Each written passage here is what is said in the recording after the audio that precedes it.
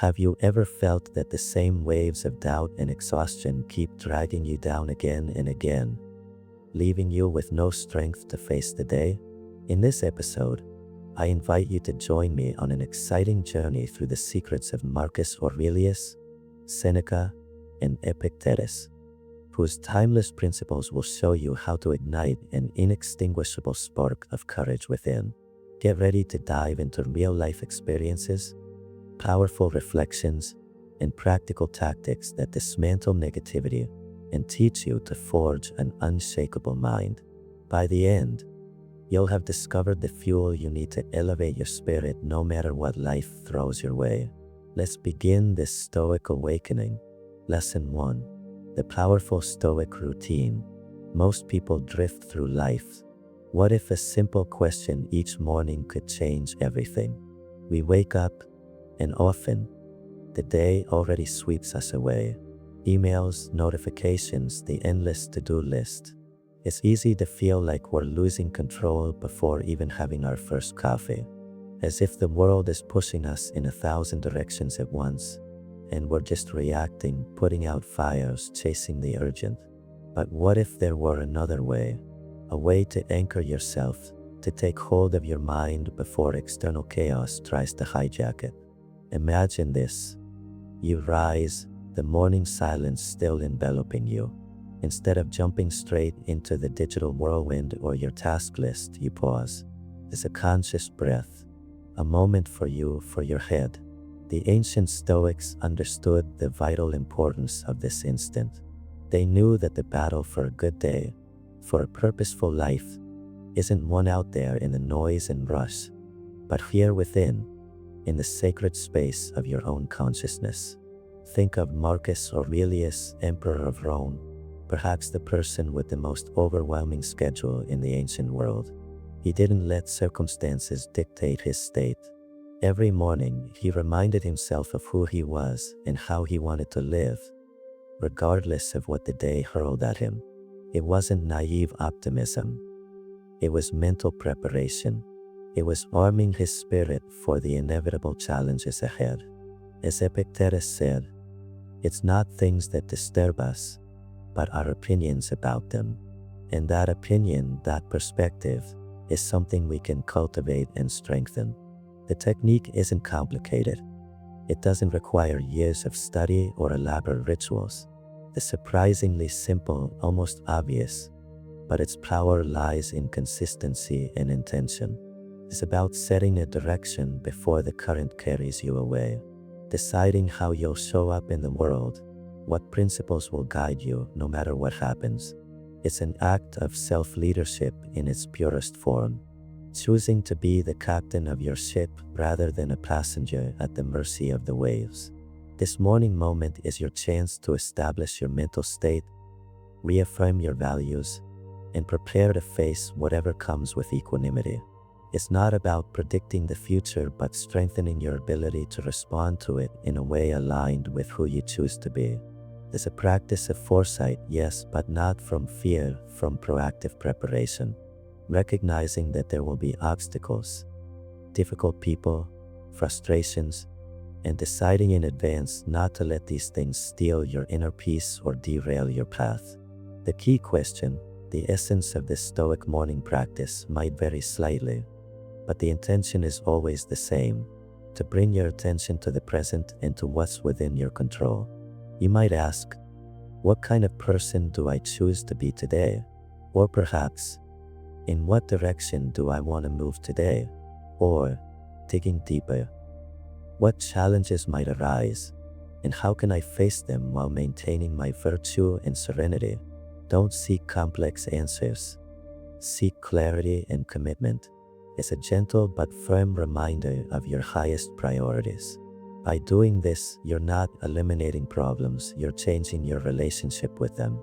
You're building mental fortitude that protects you not from external difficulties, but from your own negative reactivity to them. You're training your mind to see obstacles as opportunities to practice patience, resilience, and wisdom. You're learning to differentiate between what you can change and what you can't, and to focus your energy solely on the former. As Epictetus wisely noted, freedom lies here, in wanting things to happen not as you wish, but as they do. But this isn't passivity. It's focused action on what does depend on you, your judgments and actions. Implementing this every morning creates an anchor. It gives you an internal reference point to return to when you feel adrift during the day.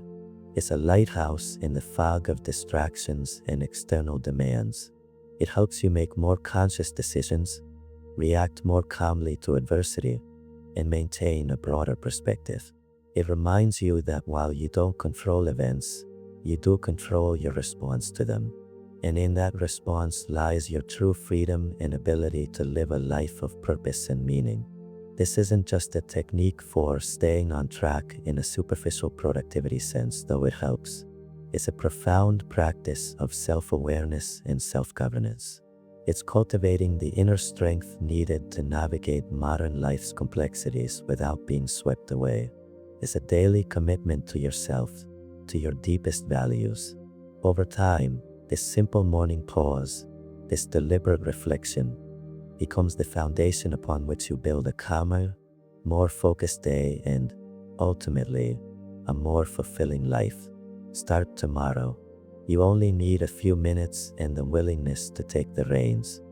Lesson 2. Start with Stoic power. You wake up already tired? There's a different way. Let's be honest, many mornings we get up feeling like the day is already beating us. Before setting a foot out of bed, the mind is already saturated with the to-do list, future worries, echoes of yesterday's problems. We start the day with a fatigue that isn't just physical, it's mental baggage, a heaviness draining our energy before the first email dings. It's as if modern life comes with an energy drain switch flipped at dawn. But what if you could start with an unshakable reserve of inner strength, a calm nothing could disturb? We're not talking productivity hacks or energy drinks. We're going back thousands of years to the wisdom of the Stoics, people like Marcus Aurelius, an emperor with the weight of the world on his shoulders, or Seneca, a philosopher and statesman who navigated the turbulent waters of power. They understood that true strength doesn't come from mastering the external world, but from governing the inner landscape. And the battle for that mastery was fought largely in the day's first moments. Their unbreakable energy wasn't hyperactivity, it was serenity under pressure, clarity of purpose, a resilience that let them face anything. Picture Marcus Aurelius in his military tent writing his meditations. It wasn't a diary of events, it was a conversation with himself, mental preparation for the day ahead. He reminded himself of his principles, prepared to meet difficult people, focused on what depended on him, his own character and actions. This morning practice wasn't a luxury, it was essential for maintaining his balance amid chaos. You can't control what happens externally, but you can control how you respond. And that response, that ability to choose your perspective and action, is the purest source of sustainable energy. The key lies in reorienting your focus from the start. Instead of letting the tide of worries and external demands carry you, you anchor yourself in your inner fortitude. This isn't achieved through magic formulas, but through deliberate, simple yet profound habits. One foundational habit is dedicating those first minutes to intentional reflection. What kind of person do I want to be today? What values will guide my interactions and decisions? How can I stay true to myself no matter what arises? By asking these questions, you activate your inner citadel, that mental fortress Marcus Aurelius spoke of, impervious to external blows. Another powerful habit is conscious anticipation. Not worrying, but preparing. Seneca, in his letters, often reflected on impermanence and the possibility of adversity, not to wallow in pessimism, but to be mentally ready. What challenges might arise today? How will I react if I encounter frustration, criticism, or delays? By considering these possibilities in the morning's calm, you reduce their power to destabilize you when they actually happen. It's mental training, visualizing yourself responding to adversity with patience, reason, and virtue, not panic or anger. This preparation saves you immense emotional energy. There's also the practice of remembering your purpose and duties. Marcus Aurelius reminded himself upon waking of the importance of getting out of bed to do the work he was born to do as a human. not as a burden, but as a privilege and responsibility aligned with nature.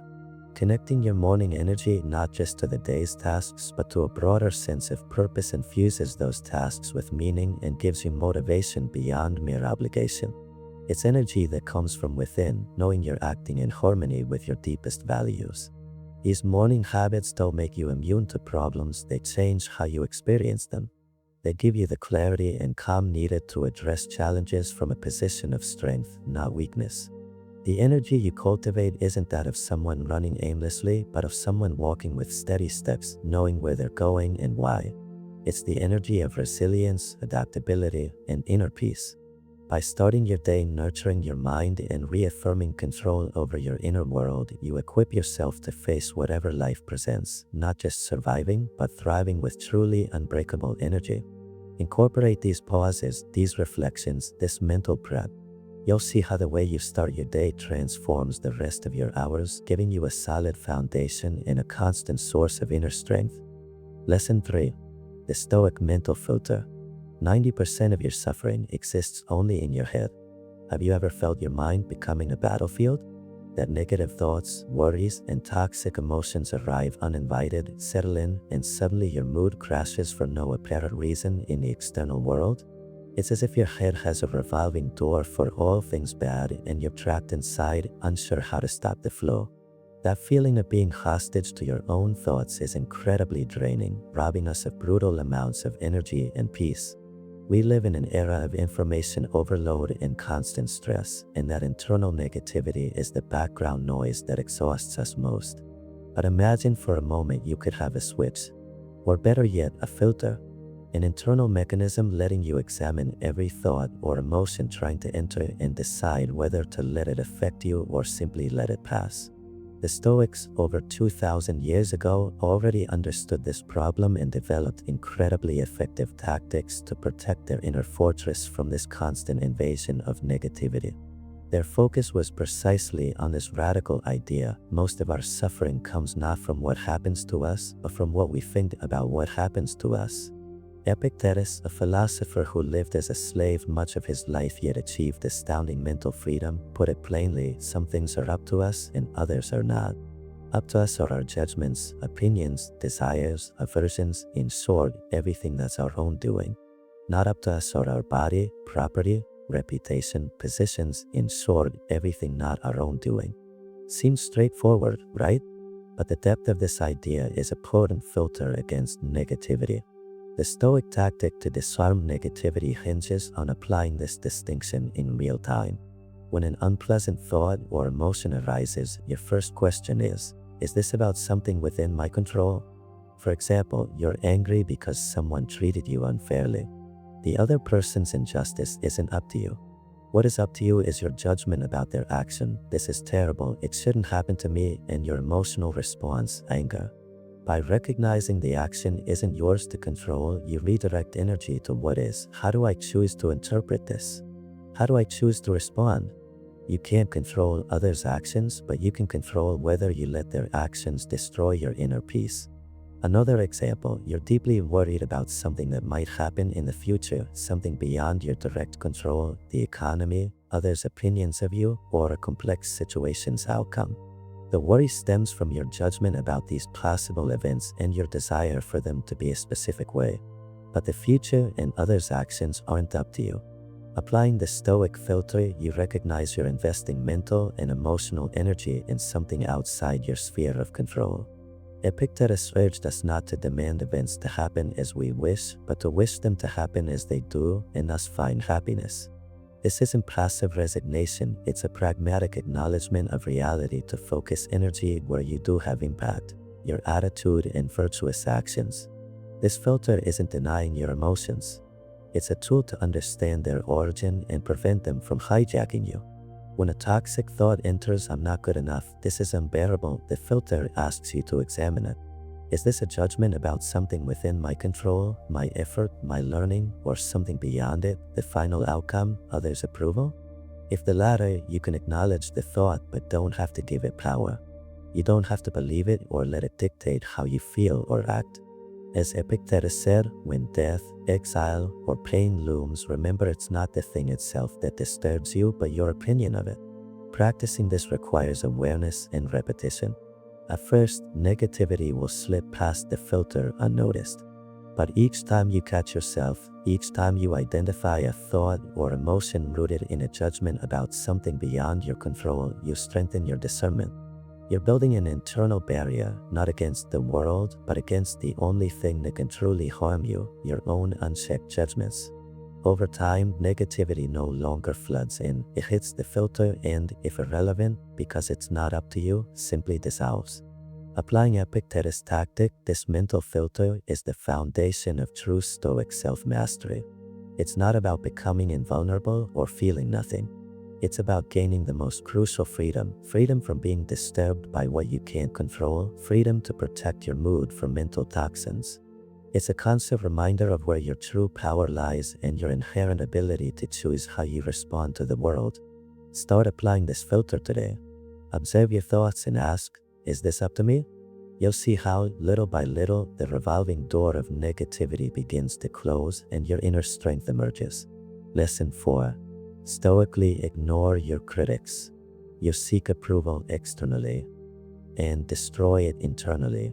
Do you feel that knot in your stomach when thinking about what others might say? That sting when imagining criticism, or the disappointment when you don't get the recognition you hoped for? We're surrounded by others' gazes, judgments, expectations, and it's exhausting.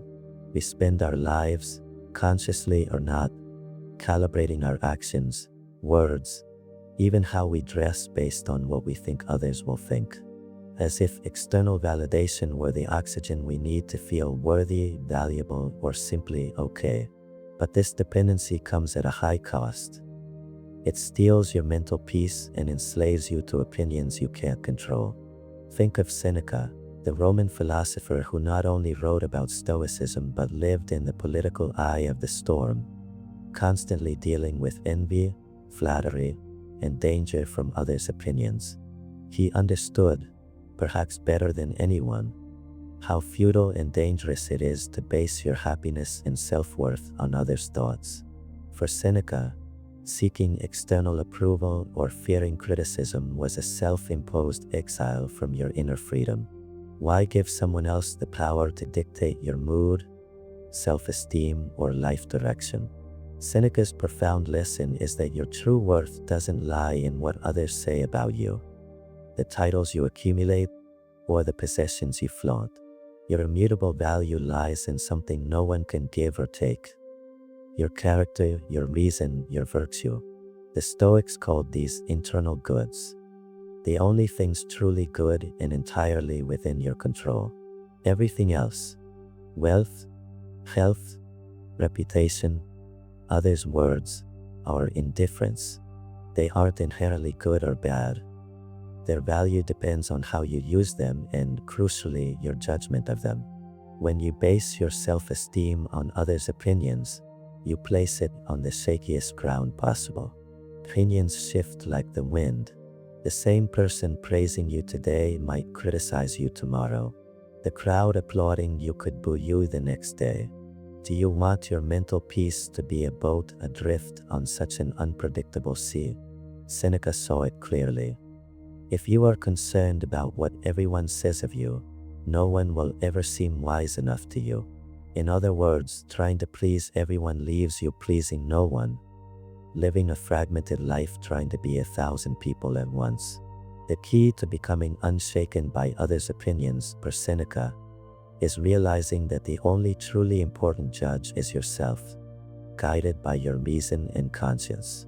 If you act with virtue, justice, wisdom, courage, temperance, striving to be your best self according to your rational principles, others' words become secondary. You have the approval of the only person whose approval truly matters, your inner self, your reason. As he said, "Let us be content with our own conscience." This doesn't mean ignoring constructive criticism or being arrogant. It means filtering, listening to what's said but not letting it define who you are or how you feel. If criticism is reasoned and can help improve your character or actions, which are up to you, take it as a growth opportunity. But if it's poison, gossip, envy, or superficial judgment about something that doesn't define your worth, like your looks, possessions, or outcomes beyond your control, let it pass. You don't have to open your inner fortress's door to every opinionated passerby. Cultivating this imperturbability is an act of constant self-mastery.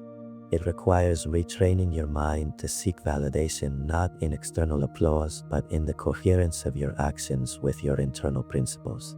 It demands the courage to live by your values, even when it makes you unpopular or misunderstood.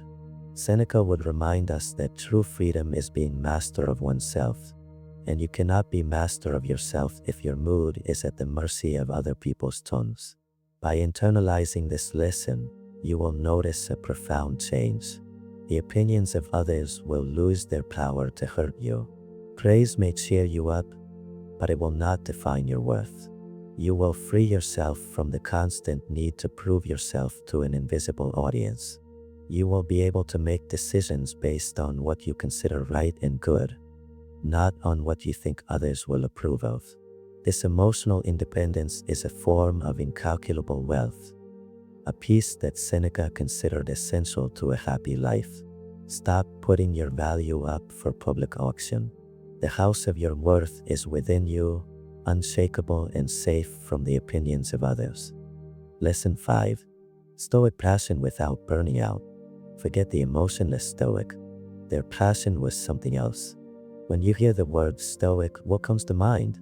Someone cold, unshakable, feeling nothing? This is a common image, but it's incomplete, even wrong. Because of this misconception, many miss one of Stoicism's most valuable lessons: how to live with profound intensity, purpose, and energy without letting that same intensity consume you, leading to burnout, cynicism, or despair. Yes, the Stoics lived with what we might call passion, but they understood the term in a radically different way than we do today, where it often means surrendering to uncontrolled emotional impulses that, frankly, burn us alive. In our world, passion is often tied to emotional roller coasters: euphoria over success, despair over failure, fierce attachment to external outcomes, paralyzing fear of not achieving what we desire. It's a fire that, while initially motivating, quickly consumes its fuel and leaves ashes. We throw ourselves into chasing external goals, fame, wealth, recognition, with feverish intensity. And when things don't go as planned, which is most of the time because life is uncontrollable, that passion turns into suffering, frustration, anger, disappointment, exhaustion. That's how we burn out. The Stoics observed this centuries ago. They understood the problem isn't having energy or drive to act, but directing that energy intelligently and sustainably. They distinguished between destructive passions, excessive and irrational emotions arising from misguided judgments about externals like insatiable desire, paralyzing fear, uncontrolled pleasure, or anguish, and eupathy, good emotions, or rational impulses such as joy from acting virtuously, caution toward vice, or rational will. The key to living with Stoic passion without burning out lies in what we might call the virtue of balance, not a lukewarm equilibrium but a dynamic one anchored in reason and virtue. It's about redirecting your deepest drive. Instead of channeling all your energy into pursuing external outcomes which you can't control and are inherently unstable, you direct it toward the only thing you can control, and that's a source of true stability and meaning: your own character, virtuous actions, and how you respond to the world. Seneca, in his reflections on happiness, insisted that a happy life is one in harmony with itself, guided by reason. Enthusiasm and energy don't disappear, they're redirected towards striving to act with wisdom, justice, courage, and temperance. This is a far more robust and sustainable source of motivation. Why? Because virtue and your own actions are always within your control. You don't depend on others' approval, external circumstances, or luck to feel fulfilled or purposeful. Your passion becomes an unshakable commitment to living by your highest ideals, day after day, act after act. This redirection avoids the emotional extremes that lead to burnout. When your primary desire is to act virtuously, you don't crumble in despair if a project fails externally because your effort and virtuous intent were already an internal success, something that did depend on you. You don't soar into dangerous euphoria with success because you know external outcomes are fleeting and don't define your worth. Your commitment becomes steady, like a deep river's flow, rather than the peaks and valleys of volatile emotion. The Stoic virtue of balance isn't apathy, it's apatheia, freedom from path, the irrational emotions that drag you down and make you suffer. It's the ability to feel, yes, but to feel constructively, informed by reason. It's experiencing joy from doing what's right, rational caution toward moral risks, or firm will to overcome obstacles.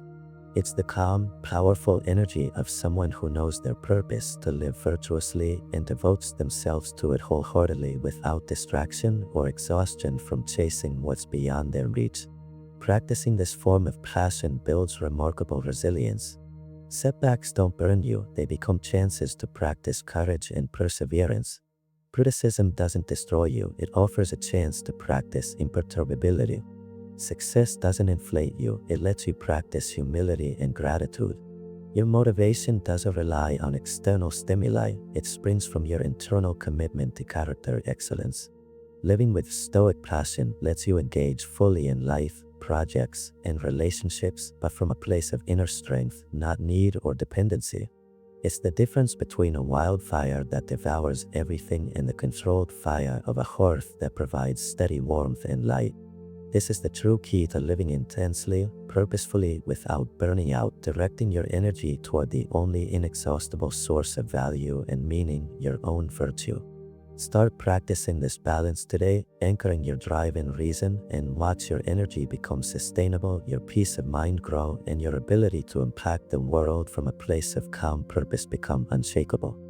Lesson 6. The Stoic Secret to Lasting Joy. Are you searching for happiness in the wrong place? We spend much of our lives chasing something we call happiness. We look for it externally, the next promotion, the perfect partner, the new car, the dream vacation, others' approval. We're told in 1,000 ways that joy comes from accumulating things, achieving goals, or experiencing thrilling external events. And yes, these can bring temporary pleasure or satisfaction. But let's be honest, how long do they last? They're fleeting. Worse, they make us dependent on circumstances and people we fundamentally can't control. When these externals change, end, or fail to materialize, what happens to our happiness? It crumbles. We're left empty, frustrated, back at square one, hunting for the next external fix. The Stoics observed this cycle of external seeking and inherent suffering with striking clarity. They understood that if joy depends on something fate or others' actions can snatch away, your peace is always at risk. Life will hit you as it inevitably does, and if your foundation is external, it will shatter you. Thus, Stoicism's grand goal wasn't to accumulate external goods or even avoid physical suffering. Their aim was eudaimonia, a term hard to translate but pointing to a state of human flourishing, living well, having a good spirit, a prosperity of the soul that's unshakable. The key to this eudaimonia, this deep joy independent of externals, lay in one place, within you. It's found in cultivating virtue. For the Stoics, virtue, wisdom, justice, courage, temperance wasn't just a pleasant moral quality, it was the only true good. Why? Because it's the only thing fully within your control and that no one, under any circumstance, can take from you. You can lose money, health, reputation, loved ones, but you can never lose your ability to choose to act wisely, justly, courageously, or with moderation. Cultivating joy from within then means channeling all your energy into being the best person you can be, acting in line with reason and principles regardless of external outcomes.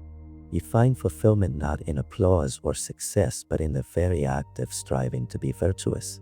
When your joy comes from your honesty, kindness, resilience, and ability to judge wisely, that joy is invulnerable. If a project fails, external circumstance, you acted diligently and courageously, internal virtue, and that's your source of contentment. If someone betrays you, external action, you responded with justice and dignity, internal virtue, and there lies your peace.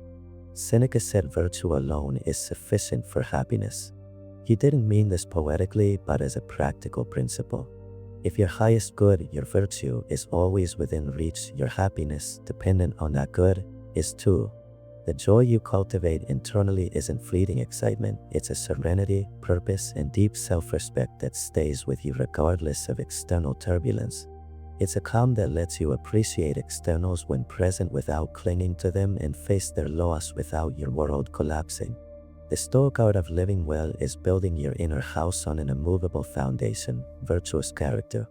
It's daily work, choosing rational responses over emotional ones, right actions over easy ones, strength over complaint. It's realizing, as Epictetus taught, that placing your desires and aversions in externals makes you a slave. But anchoring them in what is up to you, your judgments and virtuous actions, grants freedom and joy no one can touch. This internal joy doesn't isolate you from the world, it lets you engage more authentically and effectively. You don't need external validation to feel worthy, freeing your energy to connect genuinely. You don't need constant success to feel valuable, letting you take risks and learn from failures resiliently.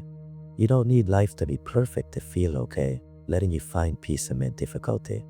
Joy cultivated within is true independence, a quiet strength letting you flourish regardless of external seasons. Stop seeking happiness in the wrong place.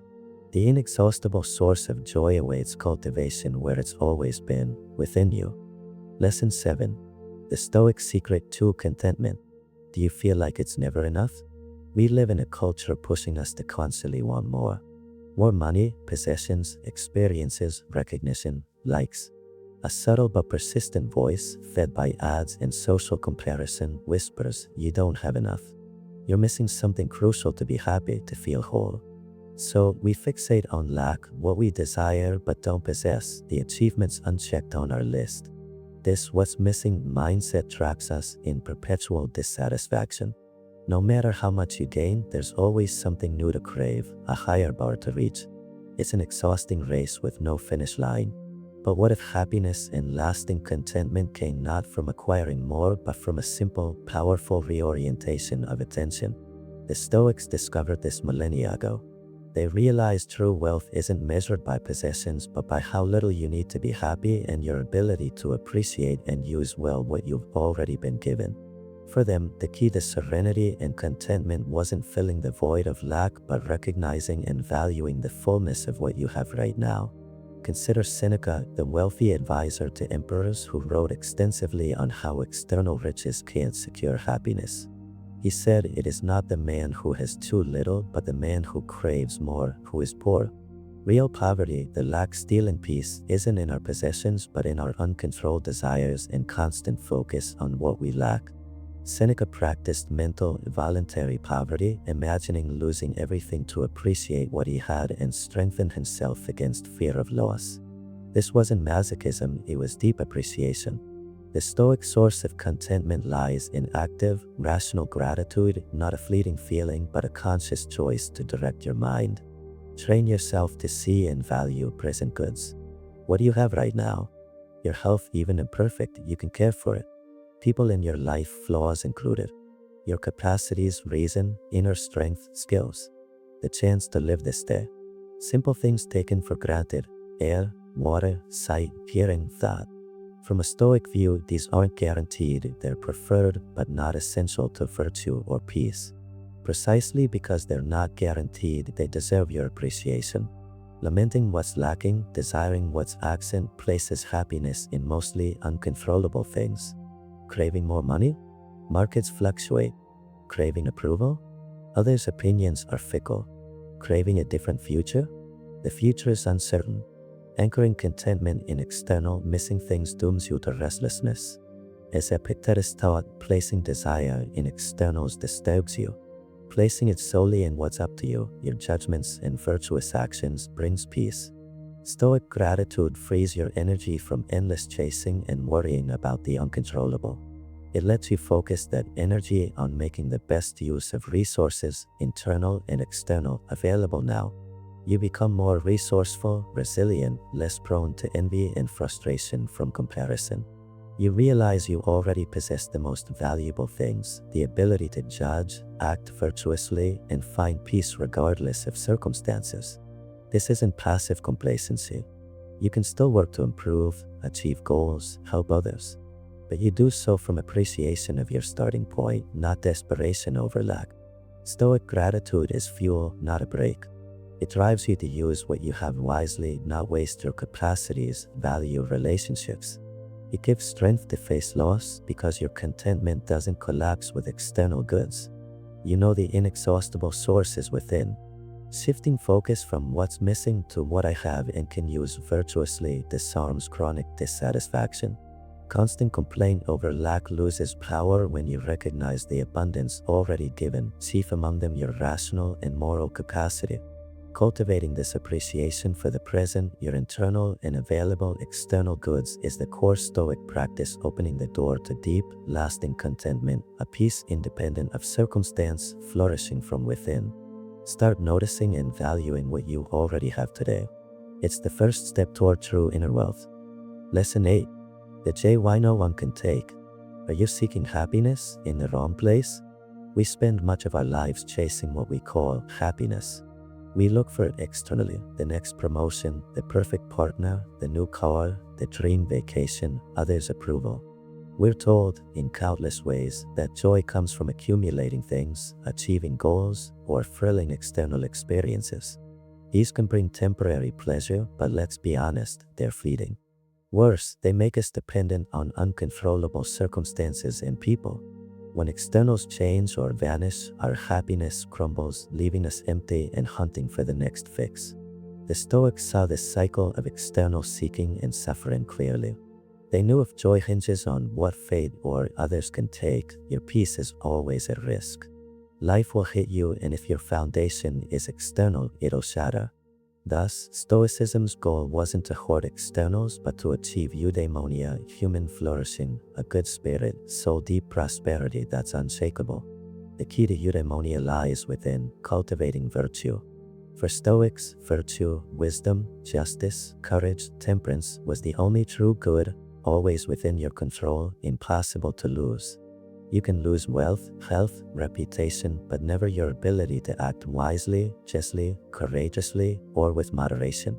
Internal joy comes from striving to be your best self, aligned with reason and principles, regardless of outcomes. Fulfillment isn't in applause, but in virtuous striving. If a project fails, you acted diligently, internal success. If betrayed, you responded justly, internal peace. Seneca said virtue alone suffices for happiness, not poetically but practically. If your highest good, virtue, is always accessible, so is happiness. This joy isn't fleeting excitement but serenity, purpose, and self-respect that endure external chaos. It lets you appreciate externals without clinging and face loss without collapse. Stoic joy is built on virtuous character, daily choosing reason over emotion, light over easy, strength over complaint. As Epictetus taught, anchoring desires in externals enslaves you, anchoring them in what's yours, judgments and actions, frees you. This joy doesn't isolate you, it lets you engage authentically. Without needing validation, you connect genuinely. Without needing success, you risk and learn resiliently. Without needing perfection, you find peace amid storms. Cultivate joy within, it's the only source no one can touch. Lesson 9. The obstacle is the Stoic way. That problem holding you back is your greatest opportunity. We all encounter them, those unexpected walls blocking our path: a failed project, a broken relationship, financial strain, health setbacks, unfair criticism. Our automatic reaction is frustration, anger, fear, or discouragement. We see obstacles as inherently bad, negative forces that stop us, hurt us, and keep us from our goals. We feel victimized, trapped, and out of options. That external obstacle doesn't just block our path, it crushes our mood and drains our energy. But what if this perspective is entirely wrong? What if that obstacle, that very difficulty you fear or lament, is exactly what you need? Not as punishment, but as a disguised opportunity. This is one of Stoicism's most powerful and liberating lessons, the radical idea that what stands in your way isn't the end, it is the way. Obstacles aren't something to avoid at all costs, but the very material with which you build inner strength and manifest your best self. Consider Marcus Aurelius, the philosopher emperor, writing his reflections amid military campaigns and plagues. He didn't pretend problems didn't exist. He faced them head-on, but with a unique mindset. One of his most famous lines captures this: "The impediment to action advances action. What stands in the way becomes the way." What does this mean? It means an external obstacle, something blocking you physically or practically, doesn't stop action. It forces you to pivot, adapt, and find alternative routes. In that process of adaptation and effort, you grow stronger and more capable. The Stoics saw obstacles, hardships, even adversity and misfortune as essential opportunities to practice virtue. Remember, for them, virtue, wisdom, justice, courage, temperance was the only true good. Everything else, health, wealth, comfort, the absence of problems, war, indifference, things you might prefer to have but that don't define your worth or are necessary for true happiness. So, if virtue is the only good, how do you cultivate and demonstrate it? Precisely by facing challenges. An obstacle is nothing more than a test. Facing injustice? It's a chance to practice justice, to stand up for what's right or maintain integrity despite others' actions. Confronting a fearful situation? It's a chance to practice courage, to act despite fear. Dealing with a setback threatening your composure? It's a chance to practice temperance, to control your emotions and reactions. Stumbling upon a complex problem with no obvious solution? It's a chance to practice wisdom, to use reason to analyze the situation and find the best way forward. Epictetus, who endured slavery, taught that we shouldn't complain about difficulties because they are the gymnasium of the soul. Just as an athlete needs weights and resistance to strengthen muscles, we need problems and challenges to strengthen our character and willpower. Every time you face an obstacle with this mindset, not as a catastrophe but as an opportunity to practice virtue, you emerge from the situation, regardless of external outcomes, as a stronger, wiser, more resilient person. You've used the obstacle, the very thing blocking you, as the means to advance your personal growth. This perspective radically transforms your mindset. You stop feeling helpless in the face of problems. You begin to see every difficulty not as a reason to lose heart, but as an invitation to prove your mettle. You develop a quiet confidence in your ability to handle whatever life throws at you, not because you believe you're invulnerable, but because you know every challenge will make you stronger if approached with the right mindset. Seneca summarized it: adversity doesn't reveal character, it creates it. Turning obstacles into opportunities isn't an empty motivational slogan. It's a profound practice rooted in Stoic philosophy, teaching you to reorient your response to hardship. It frees you from the tyranny of external circumstances and focuses you on the one thing you can always control: your choice to act virtuously in any situation. Thus, what once held you back and drained your spirit becomes the engine of your growth and the source of resilience that lets you keep your spirits high, knowing that no matter how high the wall, you have the inner capacity to turn it into a stepping stone. Embrace the next obstacle not with fear, but with anticipation of the opportunity it brings. The path isn't clear, the obstacle is the path. Lesson 10. The secret to never sinking. He was the most powerful man in the world, and he suffered. His key: imagine carrying the weight of the world on your shoulders. Being responsible for a vast, complex empire, dealing with constant border wars, devastating plagues ravaging cities, internal political conspiracies, and personal loss of loved ones. Add to that your own physical ailments, chronic exhaustion, and the inherent loneliness of being at the top. This was the life of Marcus Aurelius, the Roman emperor. Outwardly, absolute power. Inwardly, a constant struggle to maintain sanity, kindness, and strength. Despite it all, he didn't sink. He didn't succumb to despair, cynicism, or tyranny. How? His secret wasn't in his throne, it was in his mind. Marcus Aurelius didn't write for us. He wrote for himself in the quiet of his nights during military campaigns. His meditations are his internal dialogue, his personal training manual for life. They're proof that even in the most extreme circumstances, it's possible to cultivate an inner fortitude that keeps you from being swept away by adversity's tide. He didn't aim to be unfeeling, but to remain unshaken in his core, keeping his spirit elevated and his purpose clear, no matter what happened around him. One of his pillars was the concept of the inner citadel. He reminded himself that even if the external world is in chaos, your mind is a refuge, an impregnable fortress. No one can force their way in unless you open the door. Problems, injustices, losses, they're external events. What sinks you isn't the event itself, but your judgment of it. If you decide something is terrible or unbearable, you sink. But if you retreat to your mental citadel and examine the event through reason, remembering what truly depends on you, your response, your virtue, the event loses its destructive power. Marcus Aurelius constantly practiced this mental retreat to reaffirm his control over his perspective. Another powerful secret was acceptance of what is. He understood that complaining or resisting the reality of external events is a lost battle that only breeds suffering. Everything that happens as it should, and if you observe carefully, you'll find this to be so, he wrote. This isn't passive fatalism, but a deep understanding that there's an order to the universe, nature, fate, whatever you call it, and your task is to align with it, not fight it. Accepting that illness comes, people act irrationally, and plans fall apart frees you from useless frustration and lets you focus energy on the only productive thing, your virtuous response.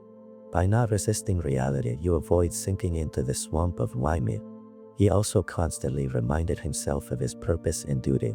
In moments of laziness or discouragement, he urged himself, at dawn, when you're reluctant to rise, have this thought ready: I'm rising to do the work of a human being. He knew action, fulfilling his duty to himself and the community, was an anchor against sinking. The discipline of doing what he must, even when unmotivated, gave him structure and meaning, preventing apathy or self-pity. Marcus Aurelius grasped the transience of all externals. Fame is fleeting, wealth comes and goes, even empires fall. Basing your identity or happiness on these is building on sand. His key was anchoring his worth and peace in something timeless, his virtue. The only wealth is virtue, the Stoics said. If your good lies in your character, how you use reason and treat others, nothing external can truly empower you. This perspective gave him remarkable lightness in the face of loss and a shield against the vanity of power. The art of never sinking again, according to Marcus Aurelius, wasn't magic, it was daily practice. It was reminding himself of these truths repeatedly. It was seeing every difficulty not as a reason to fall, but as a chance to practice virtue, patience, courage, justice, humility. It was understanding that external impediments are, in fact, the path to inner strength. His life was a constant storm, but within his mind, he built and maintained a safe harbor. That's the hope and power of his message for us today. No matter how hard things get externally, the ability to never sink lies within you. It's in your judgment, your choice of perspective, your commitment to virtue. His meditations are the map to finding that inner harbor. Don't sink. Retreat to your citadel, accept what is, do your duty, remember transience, and practice virtue. That's the secret the emperor discovered to navigate life's fiercest storms without capsizing. Lesson 11. Stoic strength for gray days. Do you feel crushed by problems? Some days, it feels like the world is against you. Days when small things pile up, plans derail, people disappoint, and a gray haze covers everything. These are gray days, moments when you feel vulnerable, drained, at the mercy of circumstances. The problems seem bigger than you, crushing you, leaving you with no strength to face them. It's easy to fall into discouragement, complaint, helplessness. We feel our happiness and stability depend on problems disappearing, on days turning sunny on their own. But what if the strength you need doesn't come from changing external circumstances, but from an internal transformation? What if you could develop mental armor letting you navigate these gray days without sinking, even emerging stronger?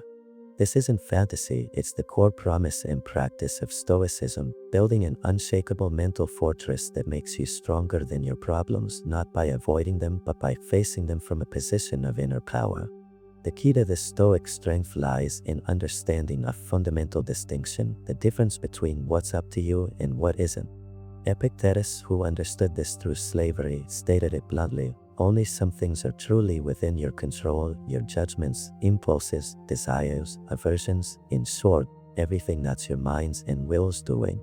Everything else, your body, reputation, possessions, others' actions, external events, the gray days themselves, isn't up to you. Suffering and feeling crushed come from confusing these two spheres, trying to control or clinging to what you can't. Stoic mental strength starts by accepting this reality. Gray days will come, problems will arise. You can't stop them. They're part of the human condition, part of nature's flow. But what you can control is how you interpret these events and choose to respond. An external problem has no power over you unless you, through judgment, decide it's terrible and unbearable. As Marcus Aurelius said, you have power over your mind, not external events. Realize this and you will find strength. This strength isn't apathy or lack of emotion. It's the ability to feel difficulties, acknowledge the challenge as reality, but not let those emotions or circumstances dominate you or dictate destructive behavior or moods. It's channeling energy not into lamenting the uncontrollable, but focusing on what you can do, act as virtuously as possible. The Stoics saw problems as training opportunities. Every gray day, every difficulty is an invitation to practice the cardinal virtues: wisdom, to understand the situation correctly and react rationally; justice, to treat others and yourself fairly even under pressure; courage, to face fear and adversity; and temperance, to control emotional reactions and impulsive desires. A day full of obstacles isn't a bad day, it's a day full of chances to strengthen character. Seneca said adversity doesn't reveal character, it creates it. It's in hard times that you forge resilience. Adopting this mindset stops you from being a leaf in the wind at the mercy of circumstances. You become an oak, steadfast in the storm, using the wind's resistance to grow deeper roots. Stoic mental strength gives you an unshakable inner foundation. You know that no matter how challenging the day, you have the resources within, your reason and ability to choose virtue, to face it. You don't need problems to vanish to feel capable. You feel capable precisely by facing them.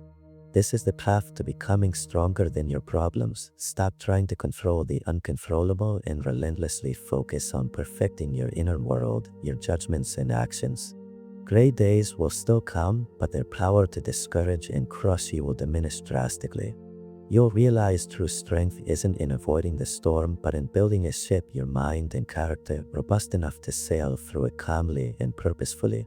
Start seeing your problems not as curses, but as training.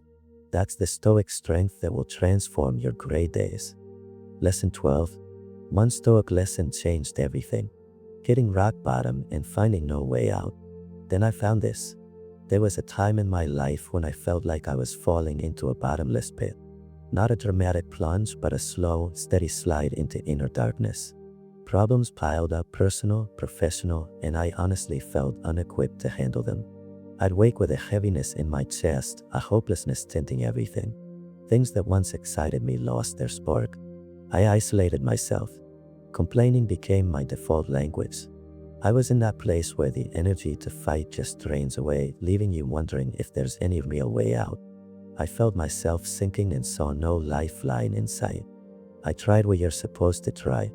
I tried cheering up, positive thinking felt like lying to myself, seeking distractions worked briefly, then darkness returned stronger. Nothing seemed to address the root, the deep sense of being at the mercy of an uncontrollable life.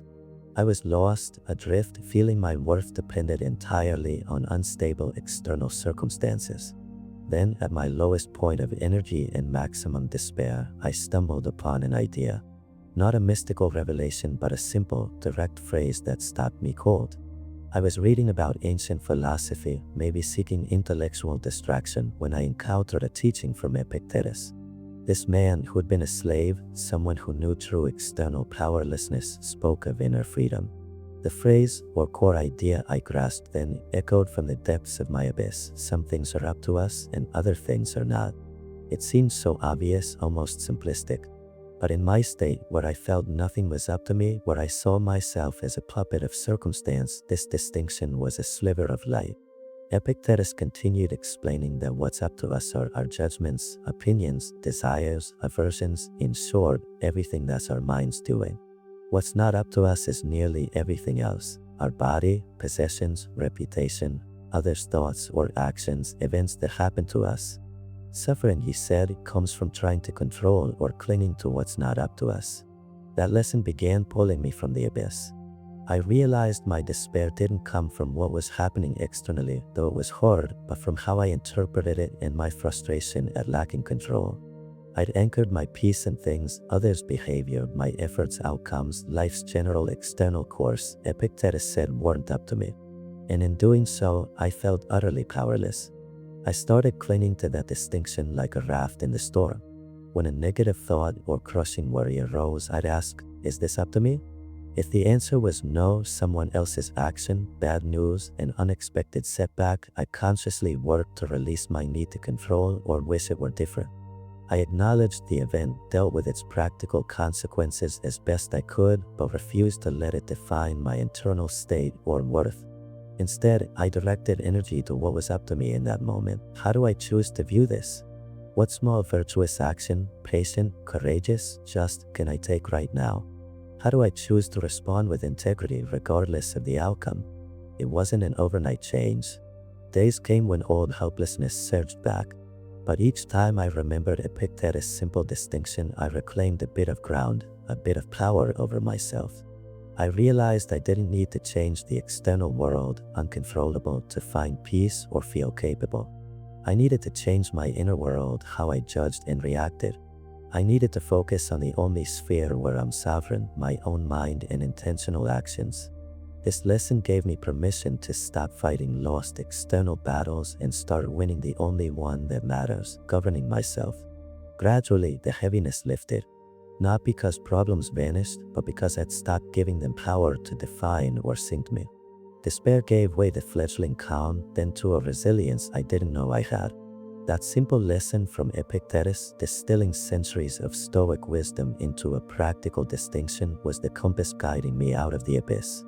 It reminded me where my true strength lies and gave me an unfailing tool to never lose myself in the darkness of the uncontrollable. To this day, it's the truth I return to whenever life gets tough. My freedom and peace don't depend on the world being perfect, but on my ability to remember what's up to me and live accordingly.